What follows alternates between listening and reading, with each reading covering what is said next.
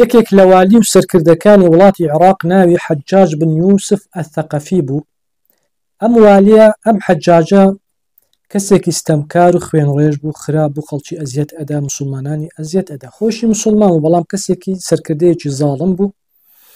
بۆیە یەکێک لە تابعیەکان بە ناوی زوبەیری کوڕی عەدی ئەڵێ ئەتەینە ئەنەس بن مالك رضي الله عنه فشكونا إليه ما نلقي من الحجاج. أفرمهاتي لخزمت أنس كري مالك أما صحابي أنس كري مالك صحابي كلا صحابة كان بيغمبر إخوة صلى الله عليه وسلم. أم زبيرة الله إيماس كالي خومان برد لاي أنس كحجاج زور إيمي أزيت أدا إيمي زور نارحت أكرد بو أوي أنس آموشگاریان بکە کە چی بکەن بەرامبەر ئەم سەرکردە زاڵمە. فقال أنس بي وتن اصبروا آرام بكر فإنه لا يأتي زمان إلا والذي بعده شر منه حتى تلقوا ربكم.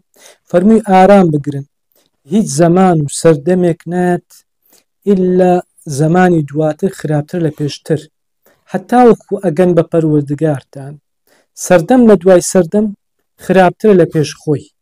سمعته من نبيكم صلى الله عليه وسلم اوم لپیغمبرکی ایو بستوه صلى الله عليه وسلم.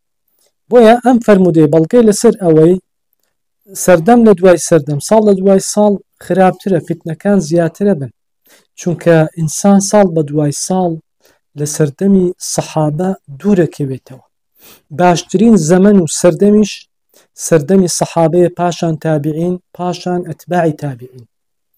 پیغمبر خوا فرميتي صلى الله عليه وسلم خير الناس قرني باشتريني خلشي اوانن كلا سردمي من جياون ثم الذين يلونهم پاشان اواني لدواي اوان هاتون كتابعين شوين كوتي الصحابة ثم الذين يلونهم پاشان اواني لدواي تابعين هاتون كبيان اوتت اتباعي تابعين شوين كوتواني تابعين. اینجا بێگومان ساڵ بە دوای ساڵ خراپە زۆر بووە، مسلمانان وەکو سەحابە و تابعین نەماون، بۆیە هەر ساڵ بە ساڵ پەنا بەخوا خراپتر لە ساڵی پێشتر. ئینسان بۆیە دەبێت بەردەوام هەوڵ و تێکۆشانی هەبێت بۆ بەهێزکردنی ئیمانەکەی، بۆ ئەوەی لەم سەردەمە فیتنانە گومڕاو سەر لە شێواو نەبێت.